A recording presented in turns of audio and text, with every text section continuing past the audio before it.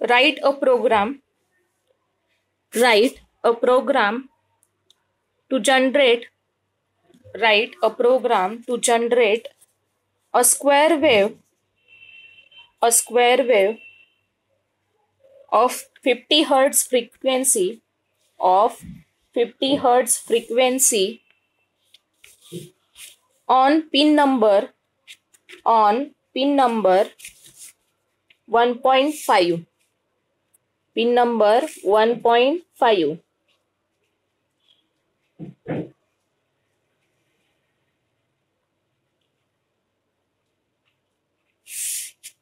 Assume crystal frequency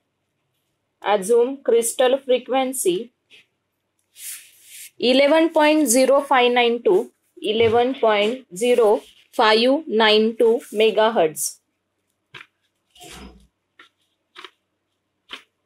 Program लिहिला.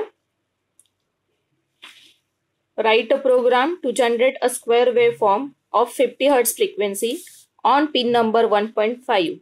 The crystal frequency is 11.0592 megahertz.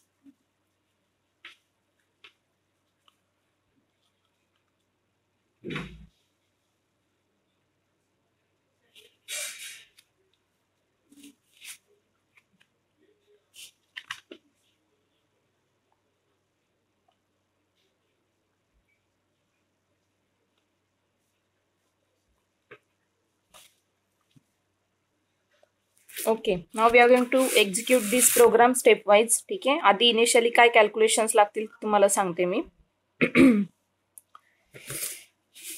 Late joining 25 आणि 10 call 25.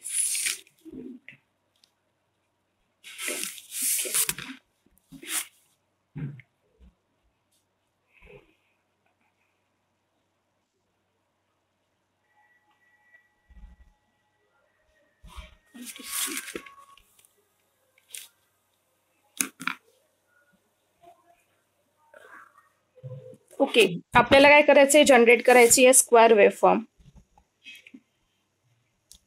So this square waveform, each square waveform has its own t on time and t off time. Okay, so हा इकडे तुमचा आहे t on आणि t off. ठीक आहे, so आपल्याला ही waveform काय करायची, जनरेट करायची. म्हणजे जेव्हा मी प्रोग्राम एक्झिक्यूट करेल किंवा रन करेल, मला डिस्प्लेला काय दिसलं पाहिजे, वेवफॉर्म दिसली पाहिजे. सो त्यासाठी मला काय करावं लागणार आहे, त्याचं टाइम ड्युरेशन वगैरे सगळं कॅल्क्युलेट करावं लागेल. Whatever the time duration for the each cycle or the T on period or T off period, हे सगळं मला कॅल्क्युलेशन्स करावे लागणार आहेत. For that purpose I have to consider first timer, which timer I am going to select. So either timer 0 or timer 1. Let here we assume timer 1. Okay, stepwise तुम्ही पण लिहित चला. So here we consider timer 1. So for that purpose, for timer 1, we need to execute the program. So very first step, that the given data is nothing but crystal frequency. Crystal frequency is given by, it is 11.0592 megahertz. This is the given data. Okay, so 11.0592 megahertz, we have to divide this crystal frequency by 12. Okay, so just divide this frequency by 12. So मला सांगा answer काय येतंय, कॅल्सीवर टाका. 11.0592 megahertz divide by 12. Megahertz नाही घेतला तरी चालेल, megahertz जसं तसं राहू द्या, फक्त काय घ्या व्हॅल्यू 11.0592 डिवाइड बाय 12. आन्सर काय येतं,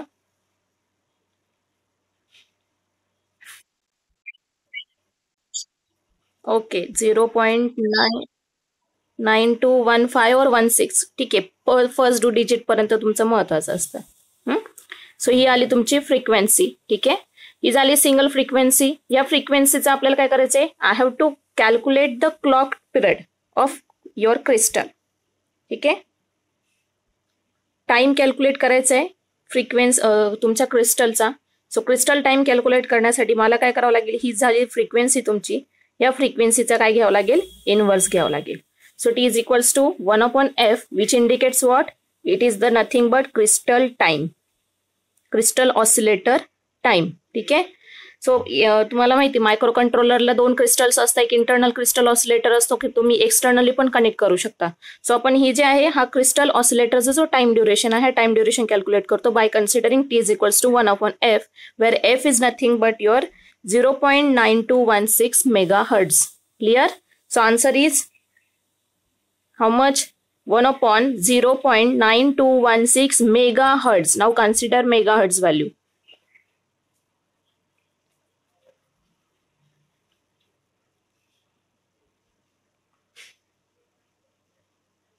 काय तर सांगा आन्सर.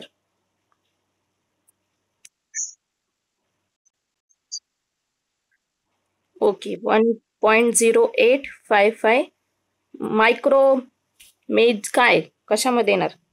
हा 10⁻⁶ आहे. वरती गेल्यानंतर काय येणार 10⁻⁻6 होतो. म्हणजेच काय येणार मायक्रो सेकंड. ठीक आहे. मेगाहर्ट्जचा जो आहे डिवाइड बाय 10⁻⁶ असतो तो वरती गेल्यानंतर तो काय जातो 10⁻⁻6. So it is your 1.0855 micro second. ठीक आहे. हे कॅल्क्युलेशन केलं. आता आपल्याला कन्सिडर काय करायचं हा झाला हा फक्त क्रिस्टलचे टाइम पिरियड डिसाइड झालेला आहे. आता आपल्याला स्क्वेअर वेव्ह जी डिझाईन करायची आहे त्या स्क्वेअर वेव्हचं पण आपल्याला काय करावं लागणार आहे टाइम पिरियड कॅल्क्युलेट करायचा आहे. टाइम ड्युरेशन कॅल्क्युलेट करायचं आहे.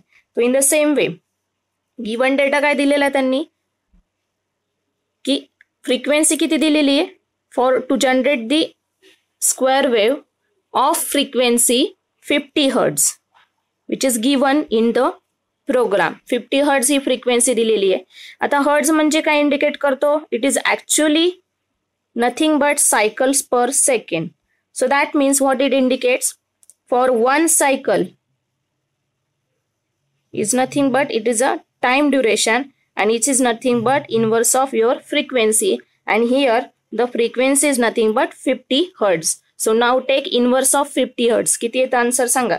which is nothing but the total time for the square waveform which is generated over here. ठीक आहे. तो स्क्वेअर वेवफॉर्म ठीक आहे. किती आला आन्सर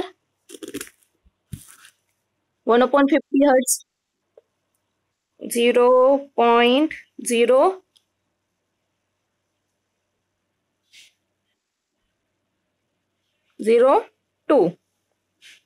ठीक आहे. हा सेकंड मध्ये असणार आहे. आपल्याला कशात तरी प्रॉपर कन्व्हर्जन करायचं आहे कारण आपल्याला याला काय करायचं आहे हा टोटल टाइम झालेला आहे. आता त्यांनी काय सांगितली आहे ही वेवफॉर्म कुठे डिस्प्ले करायची on pin number 1.5. Now pin number 1.5 means what it indicates the port number 1.5. Port number 1.5 हा लोकेट होतो तुमच्या मायक्रो कंट्रोलरचा पिन नंबर 6. सॉरी तिथे पिन ऐवजी काय करा पोर्ट करा पोर्ट नंबर 1.5. ठीक आहे. पिनच्या तिथे एक्झाम्पल मध्ये पोर्ट करा आणि पिन नंबर कोणता असतो तुमचा तो असतो pin number 6 which is present in the 8051 micro controller. जेव्हा तुम्ही ही वेवफॉर्म जनरेट करताय ती त्या पोर्टच्या अक्रॉस डिस्प्ले झाली पाहिजे. ठीक आहे. सो आउटपुटला तुम्ही तिथे जे कनेक्ट करणार आहात तिथे तुम्हाला हा डिस्प्ले होईल स्क्वेअर वेवफॉर्म डिस्प्ले होणार. ही स्क्वेअर वेवफॉर्म कशी डिस्प्ले होणार आहे एकदा तुमची पोर्टची व्हॅल्यू काय येणार आहे 1 होणार आहे. ठीक आहे. सो एकदा काय येणार आहे 0 येणार आहे. सो मला काय कन्सिडर करावं लागणार आहे की मला एक ऍटलिस्ट व्हॅल्यू याची टी ऑन किंवा टी ऑफ टाइम. कारण का त्यांनी काय केलं टोटल टाइम दिलेला आहे. ठीक आहे. या टोटल टाइमला मी डिवाइड करणार into T on and T of. As I know it is equally divided, so t on is equals to t off is equals to what we can say we can do it we divide this time by 2. ठीक आहे. Before dividing आता मला 0.02 सेकंडला मी एक standard unit मध्ये पहिले convert करणार. So 0.02 is nothing but your 20 millisecond. ठीक आहे. 20 मिली सेकंड आहे. डेसिमल ऍडजस्टमेंटचं माहित असेल तुम्हाला. तो इकडे मूव्ह केला की तुमचा काय होतोय डेसिमल पॉवर मायनसने इन्क्रीज होत जातो. सो जितक्याने मूव्ह केलेला आहे तेवढे तुमचे काय येतात पॉवर्स येतात 10⁻³ पॉवर येतो. सो 20 मिली सेकंड हा तुमचा टोटल टाइम मिळालेला आहे which is nothing but the T is equals to 20 millisecond. Hopefully तुम्ही लिहित असणार नोटबुक मध्ये सुद्धा. ठीक आहे. 20 मिली सेकंड आलेलं. बर आता येतो आवाज.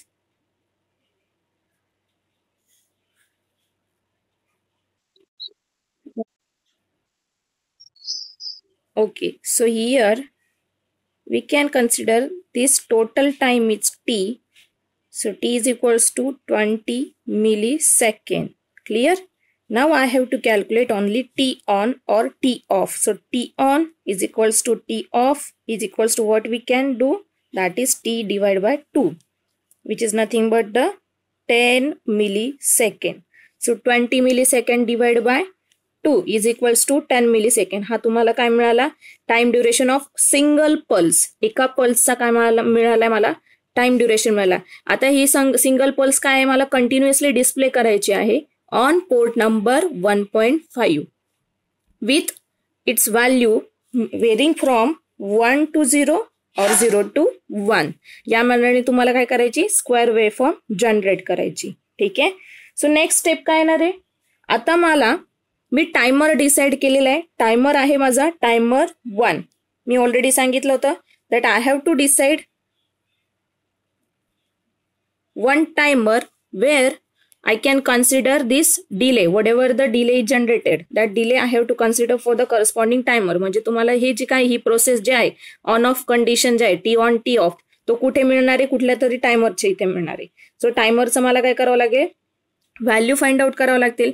As you know the timer 0 और टायमर 1 आर ऑल 16 बिट्स. ठीक आहे. हे कुठपर्यंत असतात? 16 म्हणजे 0 to 15 असतात. सो हे 16 बिट्स असतात टोटल. सो ह्या 16 बिट मध्ये लोअर बाइट्स असतात त्याला म्हणतो आपण टीएल आणि हायर बाइट्स असतात त्याला म्हणतो आपण टीएच. सो मला टीएल आणि टीएल आय डोंट नो, ते मला काय करावं लागणार आहे? कॅल्क्युलेट करावं लागणार आहे.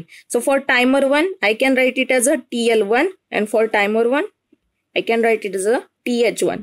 सो व्हॅल्यू ऑफ TL1 आणि TH1 मला कॅल्क्युलेट करायची आहे. सो ती मी कशी करणार? सिम्पल आहे. आपल्याकडे एक फॉर्म्युला आहे. फॉर्म्युल्यामध्ये काय करायचं? जो तुमचा जो काही ही व्हॅल्यू आलेली आहे, एक मिनिट, व्हॅल्यू कोणत्या कोणत्या आलेल्या आहे? एक आपण कॅल्क्युलेट केलेली आहे T on period. Okay.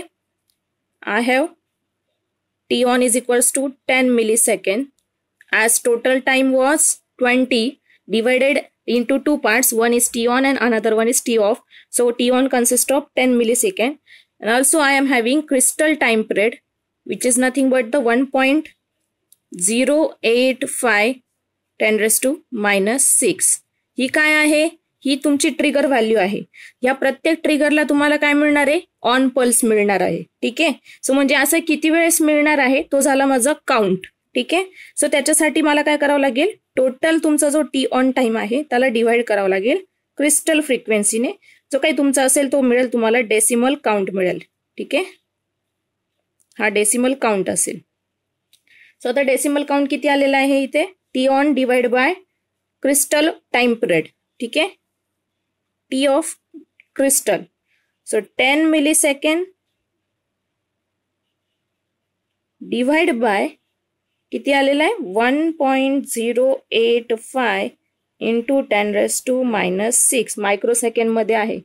So हा मिली सेकंड म्हणजे काय येतो? 10 raised into 10 raised to minus 3. So 10 into 10 raised to minus 3 divide by 1.085 into 10 raised to minus 6.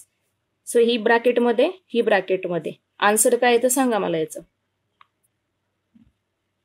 So काय असेल तो तुमचा असेल डेसिमल व्हॅल्यू किती येते?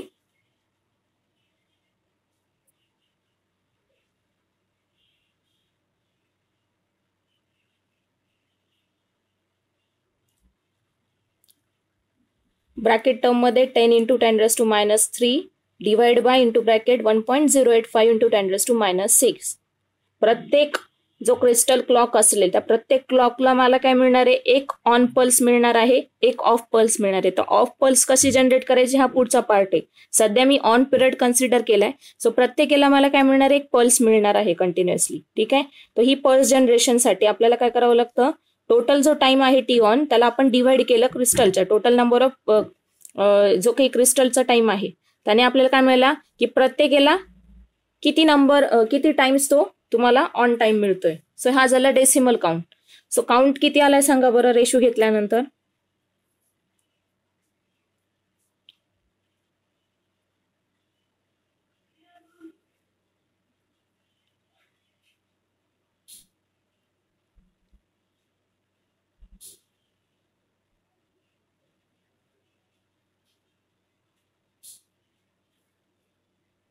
किती आला?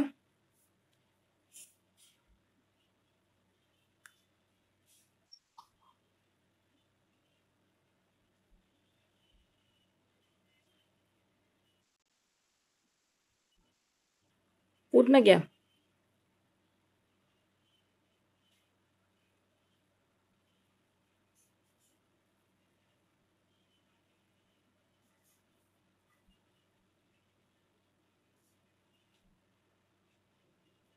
पॉईंटमध्ये नाही येणार. -6 वरती गेल्यानंतर तो प्लसमध्ये जातो ना, पॉईंटमध्ये येणारच नाही. प्रॉपर नीट कॅल्क्युलेट करा. जसं मी दाखवले तसंच कॅल्सीवर टाका.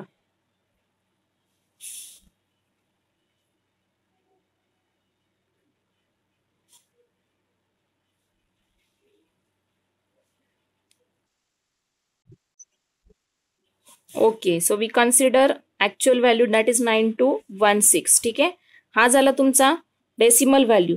आता मला काय करायचं आहे की आपल्याला माहिती की जेव्हा टाइमर ऍक्ट होतो म्हणजे आपल्याला काय करायचं आहे, प्रत्येक पल्सला त्याची एक ऑन पल्स जनरेट झाली पाहिजे. म्हणजे ओके, करेक्ट. सो आपल्याला काय करावं लागणार आहे की सिम्पली एक कंडिशन होती टायमर्समध्ये, मी सांगितली होती की टायमर नेहमी काउंट काय करतो, it starts from initial value. आता ॲझ्युम करू आपण 0000 टू अप टू FFFF.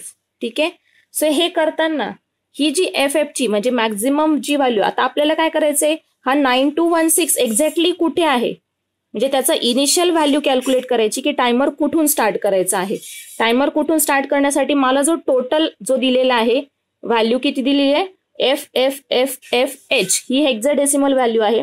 याचा आधी मी डेसिमल मध्ये कन्व्हर्जन केलं तर मला सिम्पली काय मिळतं, 65,535. FFF ला जर मी कन्वर्ट केलं डेसिमल मध्ये, plus roll over condition consider केली की आपल्याला माहिती की after reaching to exceed higher value FFF your timer will reset to original value that is 0000. Okay, पण आता या केसमध्ये माझा इनिशियल पॉइंटर हा 00लाच आहे की नाही हे कसं समजणार, कारण का आपल्याला जो रेशो आलेला होता जो आपण काउंट केला 9216, हे जे आन्सर आलंय हे इंडिकेट काय करते, that counter is not starting from 00 but it started from somewhere which is in the range of 0000 to FFFFH. Okay, so त्याच्यासाठी मला काय करावं लागणार आहे, I have to convert this value, कारण ती डेसिमल आहे तर याला पण आपल्याला काय करावं लागेल, डेसिमल मध्ये कन्वर्ट करावं लागेल.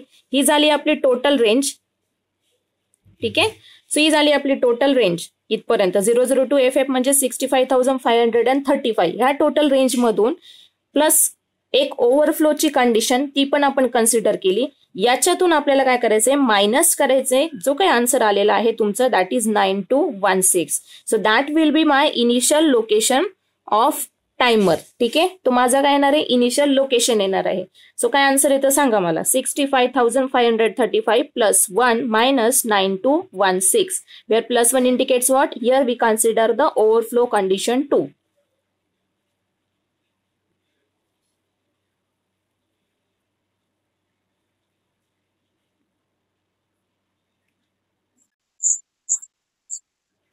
Five, 6, 3, 2, 0 which is nothing but the decimal value. आता आपल्याला काय करायचं, आपल्याकडे जो काउंटर आहे किंवा टायमर आहे, टायमर काय असतो, it is in the hex value, त्याचं लोकेशन आपण हेक्स मध्ये इंडिकेट केलेलं असतं, बरोबर. तो FFFF पर्यंत काउंट करतोय. सो तर मला ही जी व्हॅल्यू ही इथे कुठेतरी असणार आहे. सो ही व्हॅल्यू मला कशात कन्वर्ट करावं लागेल, I have to convert it in to hexadecimal value. So convert करा हेक्सामध्ये आणि मला सांगा काय येतं. 5320 ला convert this value into hex.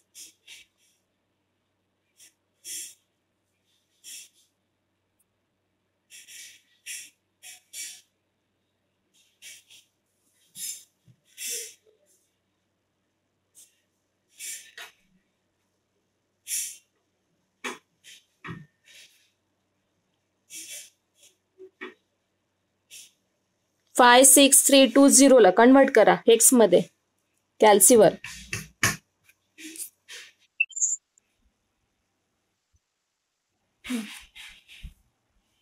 DC 00H.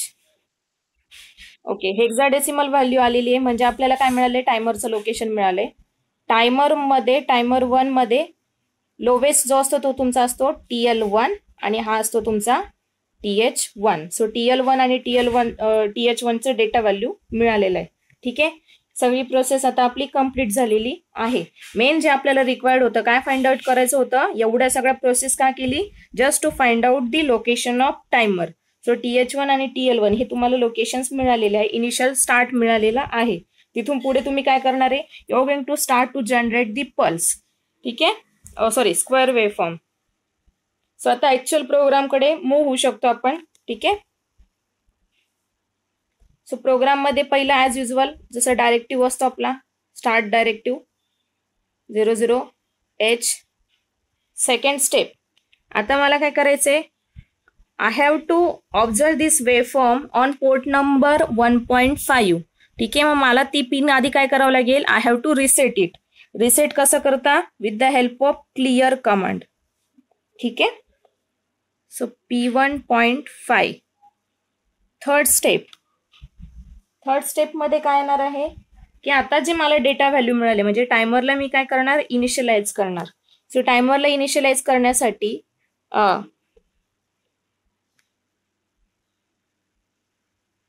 Okay, अजून एक पॉइंट राहिला. टायमरला इनिशियलाइज करण्यासाठी आता मला नुसतंच टायमर कन्सिडर करून नाही झालं, म्हणजे TH व्हॅल्यू मिळाले, TH आणि TLचे व्हॅल्यू मिळाले, किंवा टायमर 1ची कम्प्लीट 16 बिटची व्हॅल्यू मिळाली, which is nothing but the DC00. But हे मिळताना मला मोड ऑफ ऑपरेशन पण सिलेक्ट करायचे, म्हणजे मला 16 बिट टायमर कन्सिडर करायचा आहे, 8 बिट टायमर कन्सिडर करायचा आहे, की ऑटो रिलोडचा टायमर कन्सिडर करायचा का स्प्लिट टायमर. सो आता आपल्याकडे काय 16 बिट व्हॅल्यू आहे, म्हणजेच आपल्याला इंडिकेट काय होतंय, that I have to consider mode 1 selection. So हे मोड 1 सिलेक्शन कुठून येतं, with the help of TMOD. So TMOD आपल्याला माहितीच आहे, सगळ्यांनी ड्रॉ केलंच असेल नोटबुकमध्ये, मी सकाळी सांगितलंच होतं. TMOD मध्ये जे 8 बिट्स असतात, लोअर 8 बिट्स जे असतात they are related to timer 0 and lower 4 bits are related to timer 0 and upper 4 bits are related to timer 1. Here we are considering timer 1. So timer 1 साठी प्रत्येक बिट व्हॅल्यू काय असणार आहे, जे G तर C T बार.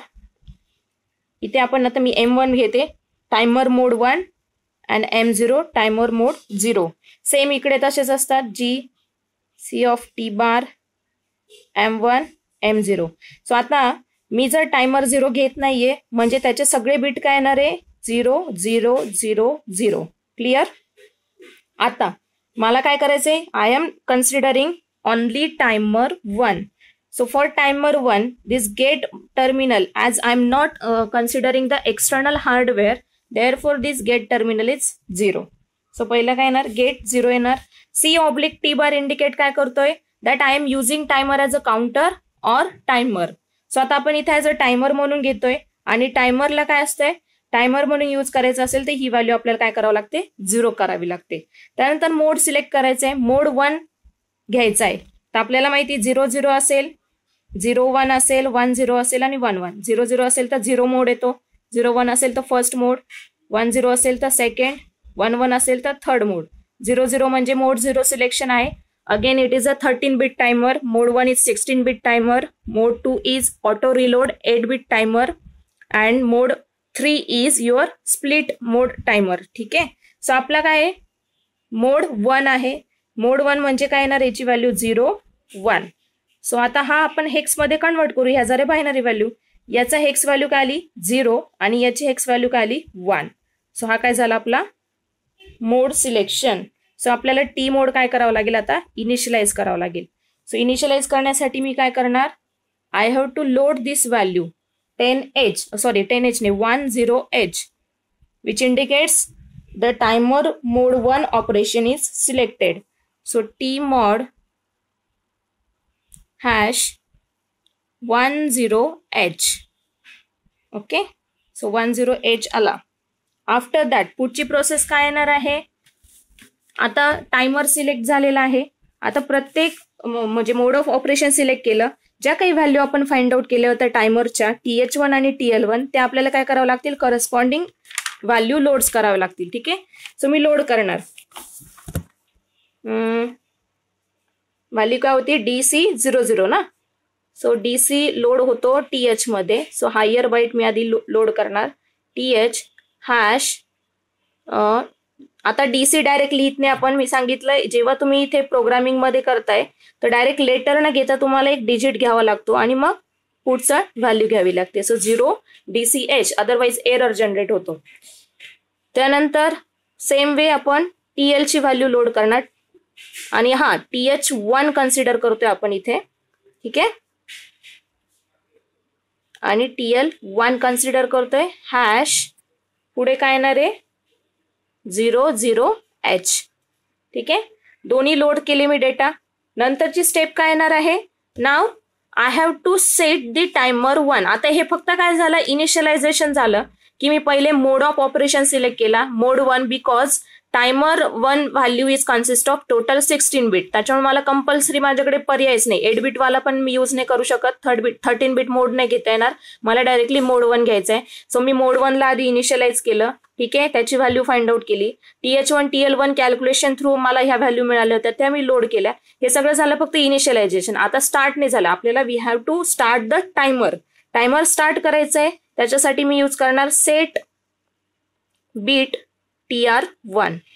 इथे indicate काय होतोय, टायमर 1 इनिशियलाइज झाले. आता हा TR1 कुठून आला, it is coming from your TCON register. TCON तुमच्याकडे नोट डाऊन केलेलाच असेल. टिकॉन मधला टायमर 1चा जो आहे तो आपण सेट केलाय, which indicates what, timer 1 is start as a timer or works as a timer. ठीक आहे, पुढे कंडिशन काय येणार आहे, I have to check that your timer is started from this location, means from 00H to 1 minute ह्या location मध्ये.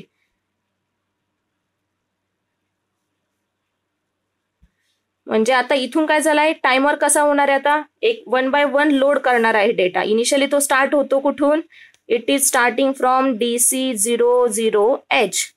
पुढे तो इन्क्रीमेंट होत जाणार, त्याचा टायमर स्टार्ट झालेला आहे तो DC0001, 02, 03 अप टू कुठपर्यंत जाणार, तो अप टू FFF पर्यंत जाणार. ठीक आहे, एकदा ही कंडिशन आली की तो काय होतो, it is reloaded with this value. ठीक आहे, ही लोड करण्यासाठी आपल्याला काय करावं लागतं, त्याला आधी क्लिअर करावं लागतं. ती क्लिअरचं पार्ट नंतर आहे, पण ही जी कंडिशन आहे तो रिसेट होतोय आणि आपल्याला काय पाहिजे, कंटिन्युअस वेव फॉर्म पाहिजे. म्हणजे तो परत रिसेट होणार, परत तो काउंटिंग करणार, परत तो त्याचं टायमर स्टार्ट करणार, परत रिसेट होणार. सो ही रिसेट कंडिशन जेव्हा होते त्यावेळेस आपल्याला काय असतं, it affects the flag timer flag bit which is present in the TCON register. So आपल्याला टायमर 1शी रिलेटेड कोणता फ्लॅग आहे, TF1. सो आपल्याला TF1 ची कंडिशन चेक करायची की TF1 सेट टू 1 झालाय की सेट टू 0 झालाय. सेट टू 1 इंडिकेट काय करतो, timer should be started again, म्हणजे तिथल्या तिथे कंटिन्युअसली काय झाली पाहिजे, प्रोसेस झाली पाहिजे. अदरवाईज जर तो सेट नाही झाला तर काय करायचं, you are going to clear the each and every content. ठीक आहे, सो मग आता ही जी स्टेप आहे पुढे काय येणार आहे, कन्सिडर करावं लागेल ओव्हरफ्लो फ्लॅग जनरेट होतोय की जसं आपण ऍडिशन मध्ये कॅरी कन्सिडर करत होतो, मग jump if no carry generated. So same way इथे काय येणार आहे, jump if no bit TF1. म्हणजे काय, if TF1 is not set to 1 then move to back. Back म्हणजे काय की जोपर्यंत हा TF1 कधी सेट होणार आहे, ज्यावेळेस तुमचा टायमर FFFH पर्यंत जाईल आणि तो रिसेट होणार इनिशियल पोझिशनला, त्याच मोमेंटला तुमचा TF1 सेट होणार आहे. अदरवाईज तो काय करणार आहे, it will incremented by 1. So तोपर्यंत हा काय जाणार, इथल्या इथे मूव्ह होत जाणार. सो कंटिन्युअस हा प्रोसेस करणार. सो ही तुमची बॅकचाच लूप झाला. Back loop indicates jump if not bit TF1 back. ज्या मोमेंटला तुमचा फ्लॅग सेट झाला बीटला, तर त्यानंतर तुम्ही काय करणार, टायमरला क्लिअर करणार. मी सांगितलं आपल्याला काय करायचंय, रिलोड करावं लागतं परत इनिशियल स्टेटला टायमरला, कारण हा ऑटो रिलोड नाहीये, हा 16 बिट टायमर आहे. ज्यावेळेस तो रिलोड करायचा असतो आपल्याला कमांड यूज करायची असते.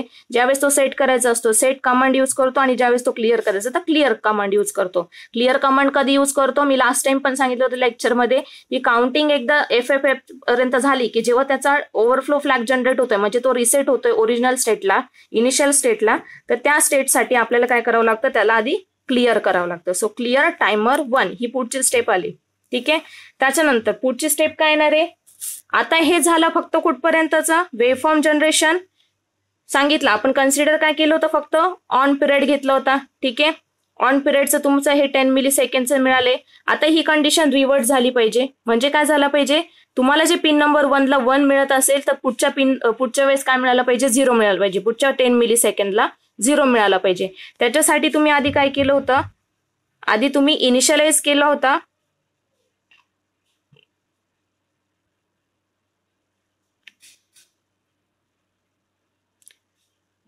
कुठे गेला, ओके, इथे तुम्ही इनिशियलाइज केला होता क्लिअर. पोर्ट 1 काय केलं होता, क्लिअर केला होता. क्लिअर केला होता म्हणजे आता क्लिअर केल्यानंतरचे हे सगळे ऑपरेशन्स तुम्ही परफॉर्म केलेले आहेत.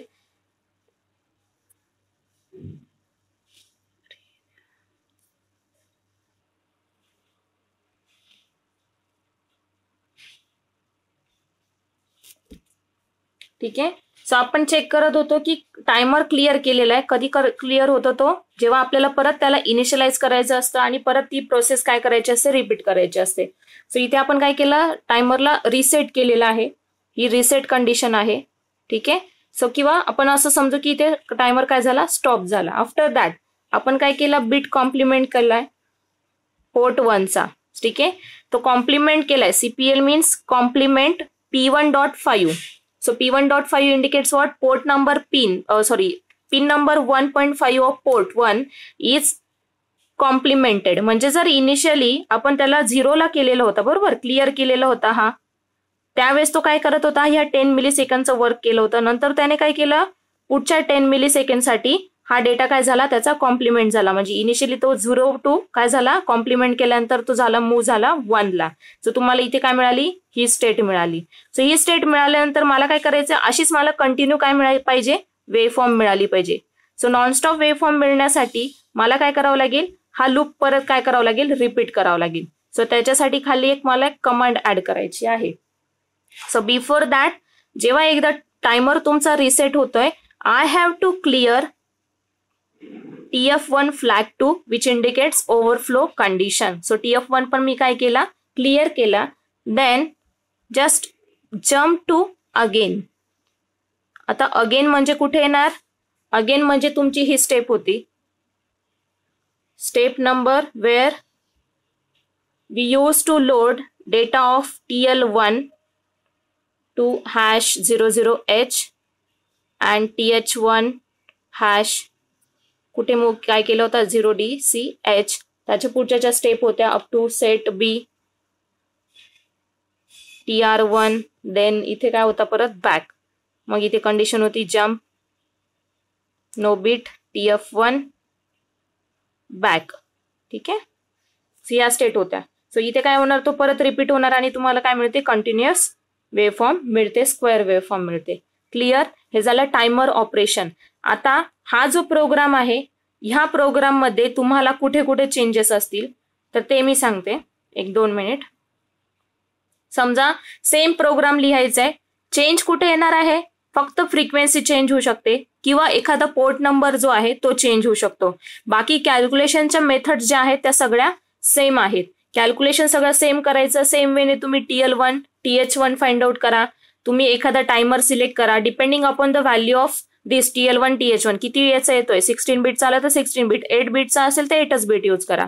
सो हे डिपेंड्स असतं, त्याच्यानुसार तुम्ही मोड ऑफ ऑपरेशन सिलेक्ट करायचं आहे. सेम प्रोसेस आहे, कमांड सगळ्या सेम असणार, फक्त व्हॅल्यू कुठे चेंज होणार, TL1 TH1 ची चेंज होईल. आणि जर पोर्ट नंबर जर चेंज करून दिलेला असेल तर पोर्ट नंबर चेंज होईल. बाकी अशा टाईपचे सगळे प्रोग्राम तुम्ही करू शकता विथ गिवन फ्रिक्वेन्सी. आता जर रिव्हर्स कंडिशन दिलेली असेल तर काय करायचं ते पण सांगते मी.